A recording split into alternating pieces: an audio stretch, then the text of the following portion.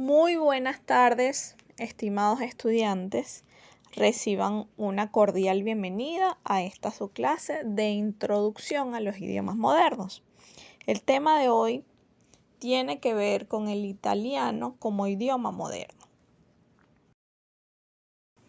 Como sabrán, hoy conversaremos un poco sobre la historia de la lengua italiana. En la época de los romanos, Italia era solo un territorio, hasta su caída en el año 476 después de Cristo, en que el imperio se fraccionó, y es así como durante 1400 años Italia permaneció dividida en varios territorios, estados y reinos, cada uno con sus propios gobernantes, sus propios hábitos, sus propias costumbres y su propia lengua. En el medioevo, en la península itálica, no existía una lengua italiana y cada persona hablaba la lengua vulgar o popular de su entorno. Por ejemplo, el calabrés, el napolitano, el toscano, el veneto y así sucesivamente. Hoy a estas lenguas se les conoce como dialectos, pero también ellas son o fueron en su momento lenguas neolatinas. Si un siciliano hablaba en dialecto siciliano y un lombardo hablaba en su dialecto, simplemente no se podían entender. Al igual que un francés no se entiende con un hablante de español.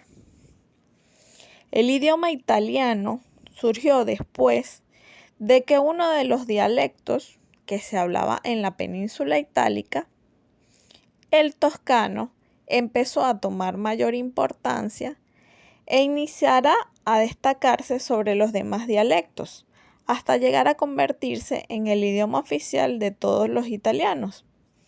Más precisamente el dialecto florentino, perteneciente al 1300.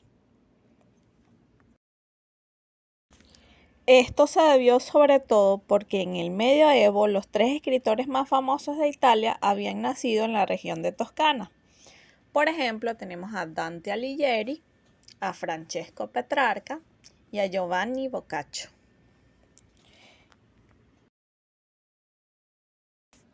Así fue como en los siguientes años y siglos que le sucedieron, todos los escritores imitaban el modo de escribir de ellos,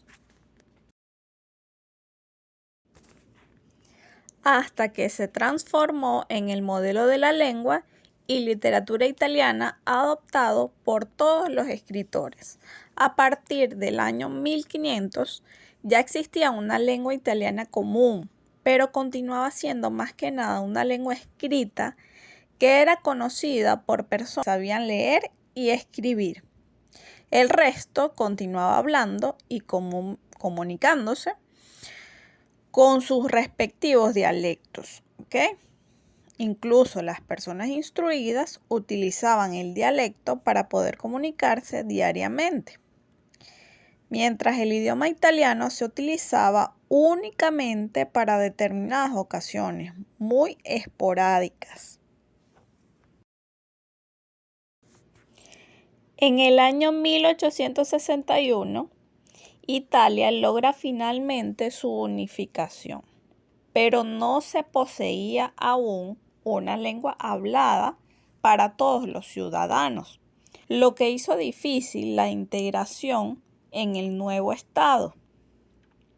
Buscó mejorar esta situación con una ley que obligaba a todos los niños a asistir a clases por lo menos durante 2 años.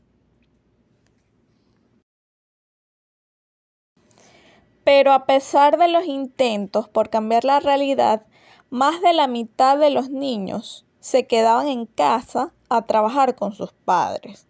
La situación a inicios del año 900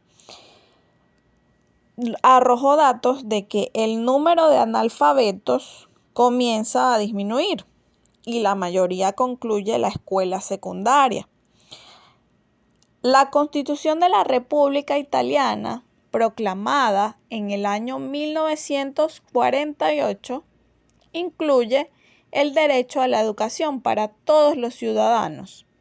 En el año 1950 se inicia la reconstrucción del país, en la que menos del 20% de la población hablaba con fluidez el idioma italiano, y comienza a aumentar el número de personas que comprenden y hablan el italiano.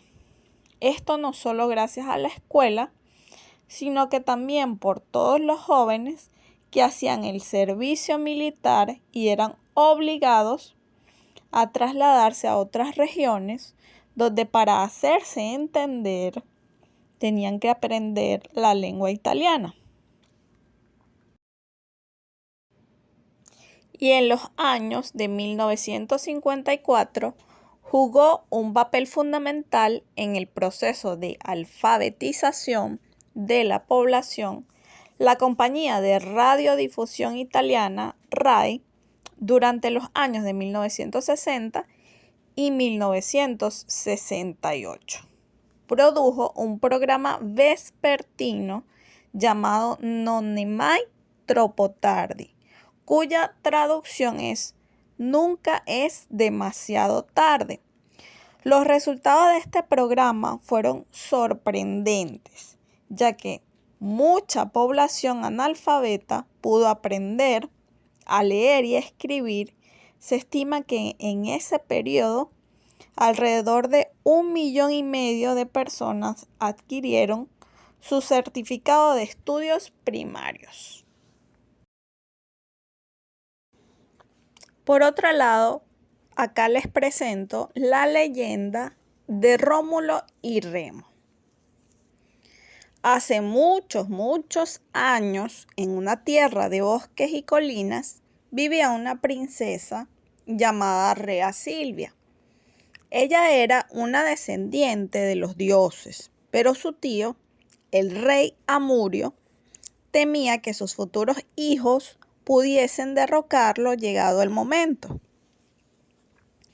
Así que en un acto malvado decidió que Rea Silvia viviera como sacerdotisa, lejos de la tentación de la maternidad. Sin embargo, los dioses tenían otros planes para ella. El dios Marte, Ares, dios de la guerra, se enamoró de Rea Silvia y la visitó un día en su templo. De este encuentro divino nacieron los gemelos Rómulo y Remo. Cuando el rey Amurio descubrió su existencia, ordenó que los bebés fueran abandonados en el río Tíbet. Los pequeños fueron dejados en una cesta, aunque contra todo pronóstico, esta flotó suavemente por el río, conduciéndolos hasta el monte Palatino, donde quedaron a salvo de un destino cruel. Allí, una loba bondadosa llamada Luperca, que es lo que ven es la estatua que ven en pantalla. Bueno, esa loba bondadosa los encontró y los cuidó como si fueran sus propios cachorros. Y así, hasta que más tarde, un pastor de ovejas llamado Fausturo y su esposa Acalarentia los descubrieron y decidieron criarlos también como si fueran sus propios hijos. A medida que Rómulo y Remo crecían, demostraban cada vez ser más valientes y astutos, pero un día descubrieron la verdad sobre su origen y todo cambió. Ambos hermanos decidieron vengar a su madre y al poco derrotaron al malvado rey Amurio. Tras esto, en lugar de reclamar su trono para sí mismos, decidieron fundar su propia ciudad en el monte Palatino. Sin embargo, los hermanos tuvieron una disputa sobre el lugar exacto en que fundar la ciudad. Rómulo quería construir sobre el monte Palatino, mientras que Remo prefería el monte Aventino. Para resolver las disputas, acordaron observar las señales divinas. Cada uno esperaría en su colina y el primero en ver señales favorables de las aves sería el fundador de la nueva ciudad. Entonces Rómulo vio primero a un conjunto de aves rapaces volando sobre el monte Palatino, anunciando así su victoria. Remo, sin embargo, afirmaba que había visto las aves primero. Y la disputa escaló tanto que terminó Remo muriendo trágicamente a manos de su propio hermano Rómulo. Con el corazón roto, Rómulo continuó con la formación de la ciudad y la llamó Roma, en honor a su propio nombre. Con el tiempo la ciudad creció en el corazón del gran imperio romano, dejando un legado que aún perdura hoy. Así, la leyenda de Rómulo y Remo nos habla sobre el coraje, la astucia y los desafíos que dio lugar a una de las civilizaciones más poderosas de la historia. Además, les presento una serie de datos curiosos sobre Italia y su idioma. Italia se vio sumergida en una amalgama de lenguas, más de 1000, todas surgidas del latín. Muchos de aquellos dialectos no consiguieron jamás imponerse. Por otro lado, otro dato, el latín de la Iglesia específicamente, siguió siendo la lengua con mayor influencia cultural en la región. Durante el período comprendido entre 1922 y 1945, el gobierno y el ministerio fascista de Benito Mussolini impuso el uso del italiano en toda la región, en todo el país. Aprender el idioma italiano únicamente se convirtió en una prioridad en materia de enseñanza y educación. Todas las minorías lingüísticas, es decir, otras lenguas o dialectos, hablados en la zona fueron perseguidos por los comandos formados por Mussolini. El objetivo era atemorizar para erradicarlas. Los profesores tuvieron que enseñar y transmitir sus conocimientos exclusivamente en italiano. La administración fue también enteramente italiana.